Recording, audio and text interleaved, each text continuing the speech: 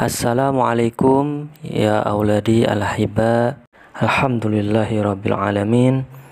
Kita masih bisa berjumpa lagi, dan semoga antum dan keluarga antum tetap sehat dan dijaga kesehatan antum dan keluarga antum, dan diberikan rezeki yang barokah, yang manfaat. Amin amin ya rabbal alamin. Dan segala urusan antum semoga dipermudah. Amin amin ya rabbal alamin. Yang mana pada kesempatan ini kita masih mempelajari tentang bab tamyiz, yaitu bab tamyiz. Sebelum kita mulai pembelajaran, mari kita membaca doa terlebih dahulu. Bismillahirrahmanirrahim. Allahumma shalli ala Muhammad wa ali Muhammad. Allahumma zidna ilman warzuqna fahman. Amin amin ya rabbal alamin.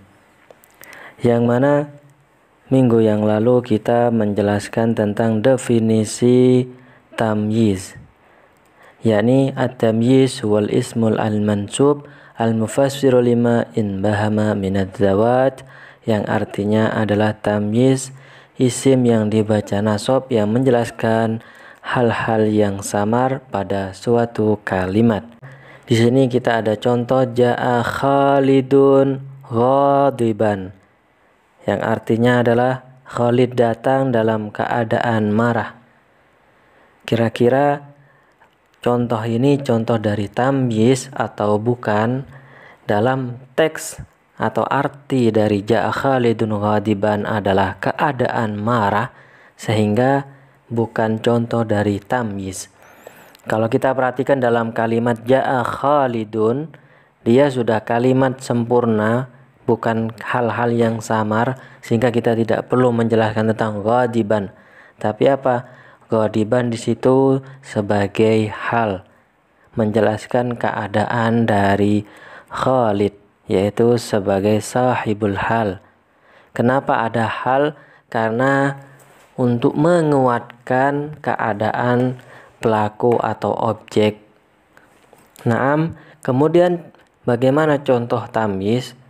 Contoh tamyiz adalah hasuna Khalidun, yang artinya adalah Khalid bagus atau baik. Seperti yang sudah kita jelaskan, tentu kita akan bertanya, apa yang bagus atau baik dari Khalid? Apa yang baik atau bagus dari Khalid? Apakah itu khuluqan, tingkah laku, perangai atau akhlaknya, wajahan, wajahnya, atau badanan atau badannya. Akan tapi kita mengatakan hasuna Khalidun wajahan, Khalid baik wajahnya, sehingga kerancauan atau pertanyaan tadi yang kita lontarkan tidak perlu lagi, sehingga wajahan disebut dengan tamyiz, sedangkan Khalidun sebagai apa? Sebagai mumayyaz. Apa itu mumayyaz? Mumayyaz adalah isim yang samar. Kalau tadi ghadiban adalah hal, berarti Khalidunnya adalah sahibul hal. Sedangkan bab tamyiz, wajahan itu adalah tamyiz. Apa yang dijelaskan? Yang dijelaskan adalah Khalidun, namanya adalah mumayyaz, yaitu hal-hal yang samar sesuai dengan definisi di atas. Kemudian ketentuan tamyiz adalah wala yakunu illa nakiratan wala yakunu illa ba'da tamamil kalam. Artinya adalah tamyiz tidak terjadi kecuali berupa isim nakirah, dan tidak terjadi kecuali setelah sempurnanya kalam. Apa maksudnya? Nanti kita akan jelaskan dalam contoh. Sebelum itu, kita perlu ketahui bahwasanya tamyiz ada kalanya menjelaskan zat atau benda atau nisbat, bisa disebut dengan jumlah. Apa saja tamyiz yang kategori menjelaskan zat berkaitan dengan timbangan seperti kilogram, kuintal, ton, luas area atau ukuran seperti meter, hektar, kemudian yang terakhir adalah bilangan, akan tapi bilangannya dalam bab tamyiz hanya angka 11 sampai 99. Kemudian tamyiz nisbat atau jumlah, yang pertama menjelaskan jumlah mubtada khobar, yang kedua menjelaskan jumlah fi'il fa'il atau fi'il lazim yang tidak butuh dengan objek, yang ketiga menjelaskan jumlah fi'il fa'il dan maf'ul, bisa disebut dengan fi'il muta'addi yang butuh dengan objek. Untuk lebih jelasnya, kita terlebih dahulu menjelaskan tamyiz yang menjelaskan zat, yakni timbangan. Contohnya a'taitu Muhammadan gharaman zahaban. Artinya adalah saya memberi Muhammad gharaman 1 gram. Apa yang menjadi pemberiannya? 1 gram itu apa? Zahaban, yaitu emas. Kata zahaban di sini disebut dengan tamyiz, gharaman disebut dengan mumayyaz, yaitu hal yang samar, isim yang samar. Gharaman termasuk kategori zat atau benda yang berupa timbangan, yaitu gram. Kemudian indi hektarun ardon, artinya saya memiliki 1 hektar. Apanya yang 1 hektar? Ardon, bumi. Sehingga ardon adalah tamyiz, hektar itu adalah mumayyaz. Itu kategori zat yang luas area atau ukuran. Kemudian di sini ada kaidah yang sesuai definisi tadi, bahwasanya tamyiz harus berupa nakirah dan mufrad. Yang kedua, setelah sempurnanya kalam.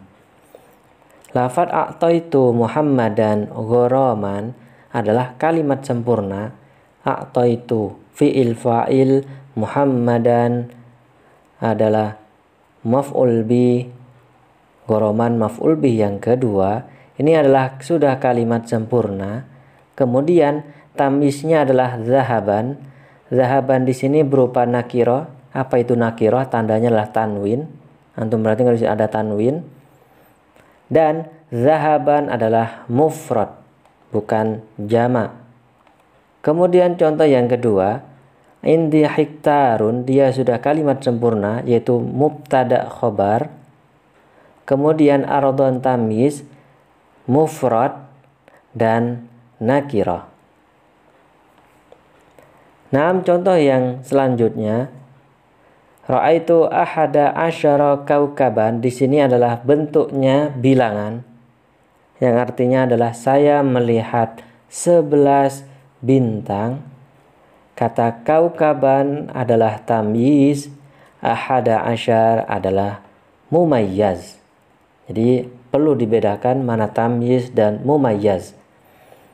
Tamyiz adalah kaukaban yang penjelasnya, ahada asyara adalah mumayyaz, sesuatu yang samar. Di sini angkanya adalah 11 karena tamyiz itu khusus 11 sampai 99. Kemudian kita pilih ra'aitu ahada asyara. Di sini ra'aitu fi'il fa'il, ahada asyar adalah maf'ul bi, kaukaban adalah tamyiz, dan kaukabannya adalah nakirah, dan mufrad nakirahnya adalah tanwin. Kemudian contoh yang selanjutnya, ishtaraitu khamsata asyara kitaban. Artinya adalah saya membeli 15 kitab. Ishtaraitu fi'il fa'il, khamsata asyara adalah maf'ul bi dan masih samar 15 apa, sehingga kitaban menjadi tamyiz. Khamsata asyar adalah mumayyaz. Di sini 15 kitab. Lagi-lagi kalimatnya sudah sempurna, kitabannya nakirah dan mufrad. Apakah kita masih bertanya bagaimana nasib bilangan 1 sampai 10 atau 10 atau 100 ke atas? Bagaimana nasibnya? Sedangkan sebagian antum yang minggu lalu ada yang menjawab angka di bawah 10 ke bawah. Perlu diperhatikan bahwasanya tamyiz bilangan yang menjelaskan tentang bilangan hanya 11 dan 99. Bagaimana nasibnya 1 sampai 10 dan 100 ke atas? Kita jelaskan dalam contoh. Tamyiz wajib beralih menjadi majrur sebagai mudhaf ilaih dan bentuknya harus dirubah ke bentuk jamak. Ini berlaku untuk hitungan 3 sampai 10. Contohnya, ishtaraitu khamsata kutubin. Lafadz khamsata kutubin di situ mudhaf ilaih, yaitu dua kata yang dijadikan satu. Dan khamsata kutubin sebagai maf'ul bih dari kata ishtara, ishtaraitu fi'il fa'il. Dan lafadz kutubin di situ bentuknya adalah jamak. Jadi perlu diperhatikan ketika antum membuat contoh tamyiz di bawah angka 10, sehingga bukan menjadi tamyiz lagi, akan tapi menjadi maf'ul bih. Dan bendanya di sini dirubah menjadi bentuk jamak dan menjadi mudhaf ilaih, dan susunannya adalah idhafah. Terus bagaimana hitungan yang 1 dan 2? Simpel saja, kita ganti dengan ishtaraitu kitaban. Saya membeli 1 kitab, dan susunan atau kedudukan katanya kitaban sama dengan khamsata kutubin, yaitu sebagai maf'ul bih. Yang 2 bagaimana? Kita ganti dengan isim tasniyah, ishtaraitu kitabaini. Saya membeli 2 kitab. Jadi itu aturan dalam bahasa Arab. Lebih jelasnya dalam bahasa Arab ada istilah adad wa ma'dud, yaitu hitungan. Kemudian angka yang 100 ke atas, ketentuannya adalah tamyiz wajib majrur sebagai mudhaf ilaih dalam bentuk mufrad. Ini berlaku untuk hitungan ratusan dan ribuan. Contohnya, ishtaraitu mi'ata kitabin. Mi'ata kitabin adalah mudhaf ilaih dan sebagai maf'ul bih. Sedangkan kata kitabin dia adalah mufrad. Jadi yang tadi, yang angka 3 sampai 10, kutubnya, bendanya di bentuk jamak, sedangkan angka yang ratusan dan ribuan di situ mufrad. Contoh yang ribuan, ishtaraitu alfa kitabin. Ketentuannya sama, alfa kitabin adalah mudhaf ilaih dan juga sebagai maf'ul bih. Dan sama kitabinnya juga dalam bentuk mufrad. Naam, mungkin itu saja yang bisa kami jelaskan. Kurang lebihnya kami mohon maaf. Jika ada pertanyaan, silakan antum tanyakan.